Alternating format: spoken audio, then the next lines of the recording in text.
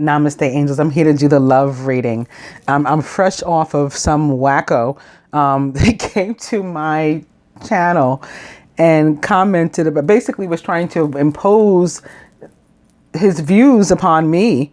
I need to believe like that. I'm very clear. I'm very transparent. I have a full disclaimer about what I believe, how I feel about the concept of quote unquote twin flame, why I don't buy into it. And that's because I know the scriptures, and I know that for me, certainly, it's not appropriate because it does not align. And there's no need to make up something, in my opinion, based on the scriptures, because there is already something that exists, and it's been written about, and it's been written about in several languages and in several different texts, and no need to try to deviate from it, especially if we're going to be like in part. This is the thing that bothers me most about quote unquote the twin flame concept. It's like we want to insert God and Jesus where it's convenient and where it fits. Like, oh, Christ consciousness, we want that. Let's stick Jesus in here. But at the same time, I'm going to do my own thing. You know, I'm going to decide how it works. Well, Jesus already decided. I mean, we have free will to an extent, but he designed a covenant already. So if either Jesus is involved or he's not, you know, like either God is involved or he's not. It doesn't have to be. You can do a twin flame thing where you do your own thing and you're your own God and all that kind of stuff. And no judgment from me, you know, far be it for me to say anything. And, you know, I can't speak for everybody, but that's how I feel. But if you're doing something inclusive of Jesus, you can't negate the fact that Jesus has a covenant into which he entered with the world, and expects us to in turn enter with him, agree to be in with him. I'm one who has agreed to be in with him. So I'm not doing my own thing, although I do my own thing in some cases. Again, we all have free will to an extent, and I use mine like everybody else uses theirs. But I use the new covenant and basically the commandments, which I think everyone should follow, even, you know, atheists, which are fine by me too, by the way. I think it's like simple courtesy, basically common courtesy, what's listed in the commandments, you know, not to steal, not to murder, not to, you know, covet anybody's belongings or partner or anything like that. I mean, I think this stuff is sort of basic. So I believe in that, and I believe in the new covenant, and I follow that. It was Jesus that said what God, not what some guy in a spaceship or something, you know, brought together, but what God brought together when he joins together two souls, and Jesus uses the word souls specifically, when he joins together two souls, let no man tear that asunder. So I'm of that mind and of that covenant, that my soul has been joined together with someone else's by God. If you choose to believe that your soul was joined together by some other being other than God, or that you're the God, that's your business, and that's fine by me. So I don't know why this person chose to come to my page and then dictate to me, or attempt to dictate to me. You can't. I'm a Queen of Swords. You know, everybody should know they're not going to get away with that. And you know, with no Queen of Swords will something like that be successful. We just won't stand for it. So I didn't. But then at the end, he tried to use like a very pathetic reverse psychology and say, like, you know, that my ego was huge. I said, your ego is enormous, is the word I used. You came to my channel to dictate beliefs to me and got mad that I don't choose to follow what you believe. Bye. So with that, that's the energy with which I'm starting. But I did pray prior to that. And I'm sure that prayer is still upon me and upon the reading and upon these cards. I've also had my rainbow obsidian, my heart-shaped rainbow obsidian. This one's purple, like the violet flame and the violet fire, the ultraviolet light, sitting here atop the cards. This one is like a black heart, but it's not only one heart here. There's like so many So many other hearts inside here. This one's sitting atop the Tony Carmine Salerno Universal Love Oracle. And this one's like kind of green and blue and purple. Many, many hearts as well. And this one I have here sitting atop the Keepers of the Light Oracle. And I feel like just doing this reading today, inclusive of the cross with the same cards, and maybe just using the other cards for advice. I want to use the romance angels to do the cross with. Beginning with religious factors. Your love life is influenced by your religious upbringing and spiritual path. And opening to playfulness. To recapture romance, allow your inner youthful spirit of fun to shine. Religious factors.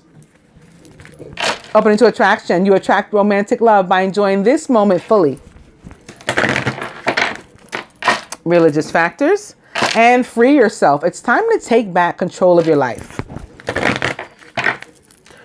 Religious factors. I was feeling that energy would come through primarily for the masculine this week, even before I did the general, and I mentioned it there, that I felt that this was going to be a week of cutting away that with which we don't align, and maybe that with whom we don't align, and in that case perhaps more so on the side of the masculine than the feminine. Religious factors back. Opening to engagement. Your love life is ascending to a higher level of commitment. And religious factors back. I'm going to cut.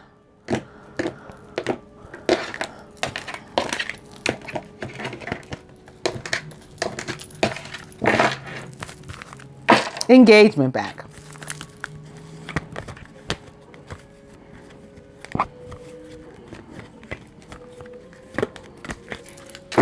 And the overall energy is finances and career. Financial issues are a factor in your love life right now. I think a positive factor.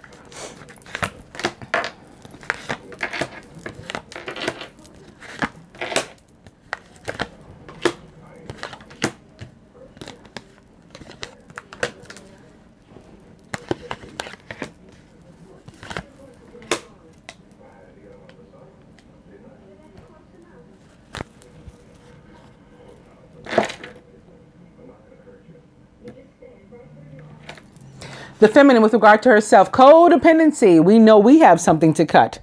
Interesting. Addictions are affecting your romantic life.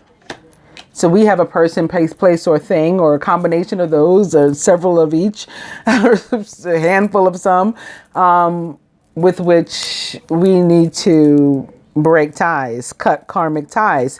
The masculine with regard to us, getting to know each other as you reveal your innermost selves to each other. Your bond deepens. Maybe some communication this week, or heavier communication, increased communication where it already existed. The masculine with regard to himself as it relates to the union. He's saying to himself, this could be the one. I've already met the romantic partner I seek. And with regard to the union, love yourself first. Your self-respect makes you more romantically attractive. Interesting. He's acknowledging the fact that he's got to dispense with something else that he has going on with his life and prioritize himself before he can fully come into the union with the feminine. And he's 100% right. Wow. I respect that. Overall, give your relationship a chance. Work on your partnership. What's the outcome? New love. A new person has stirred your romantic feelings. When you dispense with the old and prioritize yourself, stop loving and living for other people and instead do it for you, then you make way for new. What would the masculine have the feminine surrender to or to do in order to co-create and come together with him on this journey? Playfulness. Maybe we've been too heavy, too uptight. We always want to talk about that argument we had last time and all that kind of. Let's start off fresh and new and vibrant and lighthearted. To recapture romance, allow your inner youthful spirit of fun to shine is what he would like us to do. What is he willing to do or sacrifice toward the union? Calling in your soulmate. Your prayers, affirmations, and visualizations help bring you together. And what would the universe have the two of us do or sacrifice? Ooh, let go of past life relationships with people we've known before. This may explain the codependency. If the next card's upright, I'll pull it for the feminine. It is not, of course. They don't want me to. So I'm going to go on to the next spread, and then maybe we can figure out there what's going on.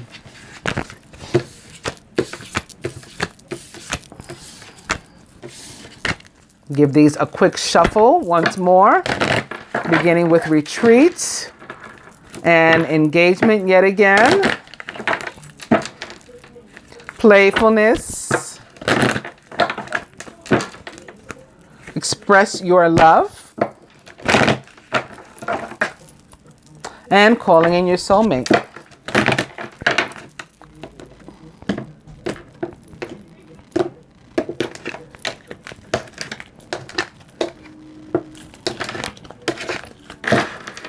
And getting to know each other's back.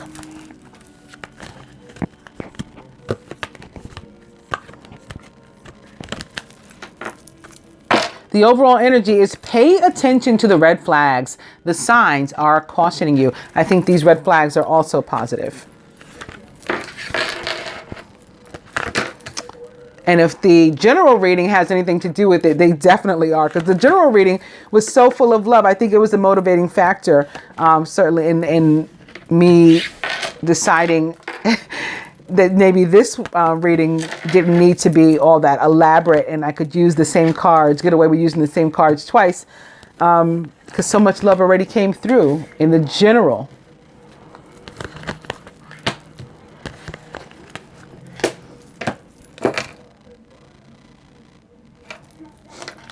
The masculine, past life relationship. I told you I was feeling more so about the masculine, that he had a situation to deal with.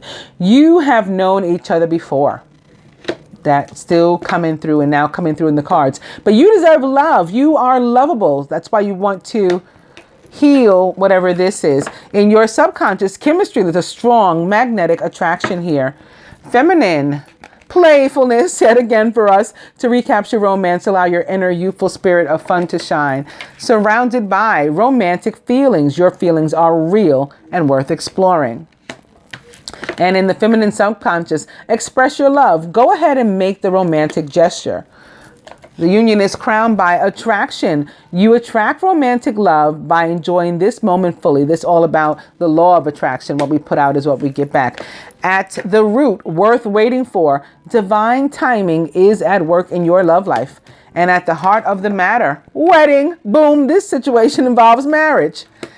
Crossing past life relationship for the masculine. It could be somebody to whom he's already married. It can, this wedding card could have dual meaning. He may have a wife with whom he's ending relationship. She may be somebody who he had been previously putting ahead of himself, despite the fact that things weren't working out. And now he has decided and is guided by the universe to instead live and or love for himself, because he deserves love. So with that marriage, he's going to be dispensing. For others, this past life relationships with all different kinds. They don't have to even be romantic. Some are not romantic. Even though it's blocking love, some are not romantic. Some are other members of your family, your children, your parents, different people who influence you and place a block and prevented you in the past from being with whom you would have otherwise chosen. Of course, this is upside down as well. So you're not with whom you would have otherwise chosen. You know, I'm going to look for the next one. I just want to pull another card for past life relationship, even though I know what it is.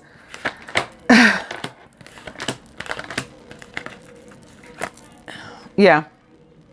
Just reconfirmation and showing to you guys for sure. As you release and heal the past life relationship, you experience more love in your present moment. So this is about clearing away old energy to make way for the new, that new love that also results in wedding. It's the sacred marriage that already exists between us. Because again, Jesus said, when God joins two souls together, let no man tear that asunder.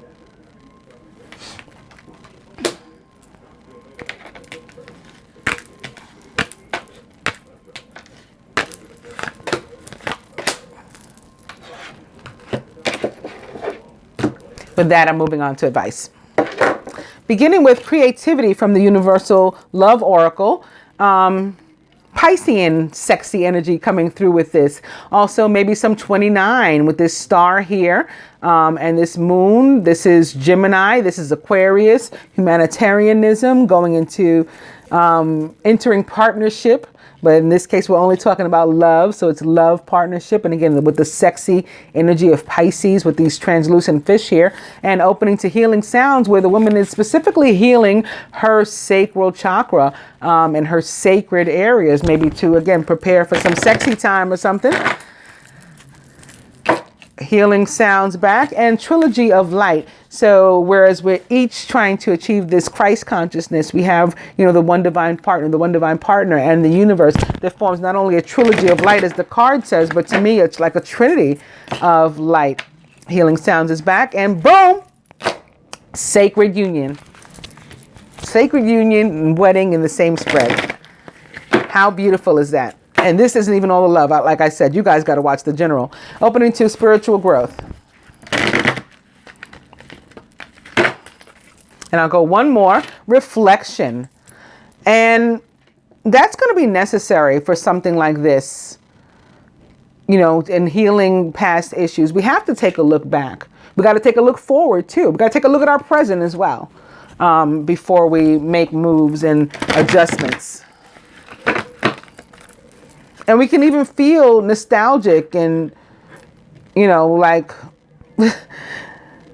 sort of homesick and things like that about the past. We're remembering times when we were happy and things were good with whomever they were good. Again, maybe our parents, our children, a potential love interest. But now something has changed and we have, a situation that requires healing. And as we forgive and release it, then we can come back to the good times. All that, just if you have to do some reflection, and don't feel bad about having to think about old times with someone else, even in the romantic sense. It's part of the healing in moving forward and letting it go. And coming to meditation, which can also help you to let some of these things go.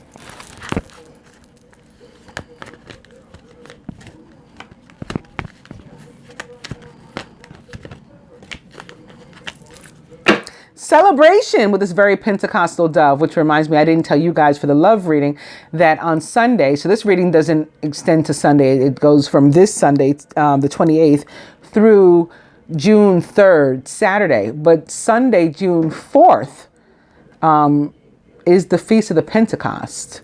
The Feast of Pentecost is when the Holy Spirit, which is often depicted as a dove, particularly a white dove, and that's why I see very Pentecostal energy when I look at this card, descends upon the disciples and all the followers of Jesus.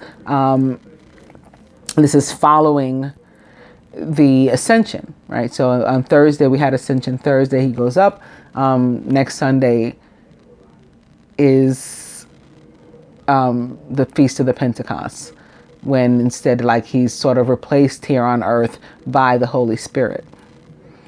That could be one of the reasons why this is showing up, maybe toward the end of the week, the universe bestowing some sort of very loving and celebratory energy upon us. We have reason to be happy. This could be coming through because of that. It's our overall energy, by the way.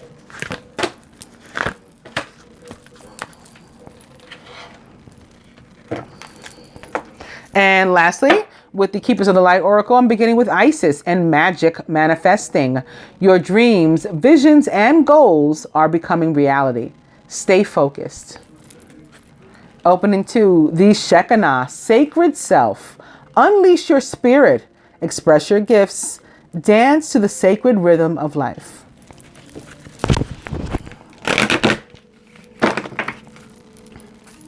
The Shekinah. And the divine director, intervention and purpose. Divine intervention is occurring. Know that you're being guided. Happiness is your purpose. Wow, I love that. I could get a tattoo of that. Happiness is my purpose. Divine Director back. And opening to Saint Germain. Karma releasing. Move beyond drama. Create your own path. Right? This is living for you and loving for you instead of for other people. Make room for good energy.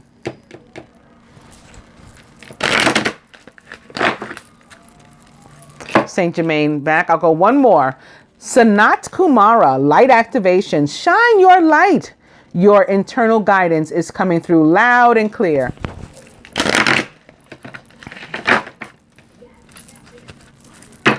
Sanat Kumara back. I'm going to cut.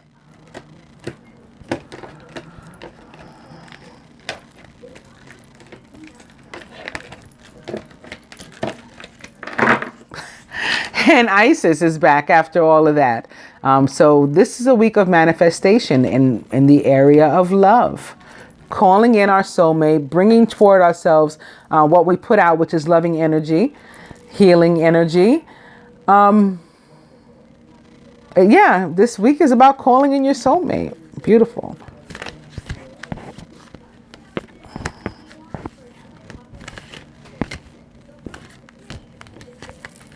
The overall energy is Master Buddha. Increased awareness, deep connection. Trust your inner voice. From this Keepers of the Light Oracle to the Masculine, Holy Amethyst, Divine Alchemy. Move beyond current challenges. Focus on what you desire. Look where the arrow's going. Right toward the wedding and the romantic feelings, because you deserve love. The Keepers of the Light Oracle to the Feminine, Serapis Bay, Ascension. Move into true self. Rise above the darkness, like I just did before I started this reading. That may be why I felt the need to share that with you guys, because it wasn't relative to the reading. But the light is here. Amen. The light is here. From the Universal Love Oracle to the Masculine, blessings being bestowed upon them by the Blessed Mother. And I forgot to tell you that too. The 31st, which does fall within this week, I think it's Wednesday, is the Feast of the Visitation of Mary. The Visitation of Mary is the day or the period in which she was pregnant with Jesus, and she went to visit her cousin Elizabeth, who was older than her and also pregnant, 6 months pregnant to be exact, with her son, John the Baptist. Mary went to bless them, basically. They say it was her first instance of like bestowing such grace and blessings upon someone else. That even John the Baptist was an infant in utero, and he felt the presence of not only Mary, but Jesus. And at that time was when her cousin Elizabeth basically created the prayer, the Hail Mary, because she looked to her. She was so thankful that the mother of who she believed was going to be the Messiah, Elizabeth was already a believer, that you came to see me, like, wow, even though they were cousins. Like, what did I do to deserve the mother of my Lord to come visit me? Blessed art thou among women, and blessed is the fruit of your womb. That is what we celebrate on 5/31. So that could be why Mary is here, bestowing blessings upon the masculine. Very nice. And the Universal Love Oracle to us, to the feminine. Abundance. I like the sound of this too. And it looks like this week, like our flow is pretty open. So we shouldn't have any problem having this be siphoned to us. I don't see any blocks really for the feminine this week. Looks all good ahead. This is abundance of love. This is material things. This is finances. This is all different types of abundance. And us being faithful and believing that the universe will bestow these things upon us. Like it's going to keep its promise. From the romance angels to the feminine, this could be the one. You already met the romantic partner you seek. And lastly, to the masculine, ooh, deception. I'm going to have to pull another card from them. Someone's wearing a false self mask.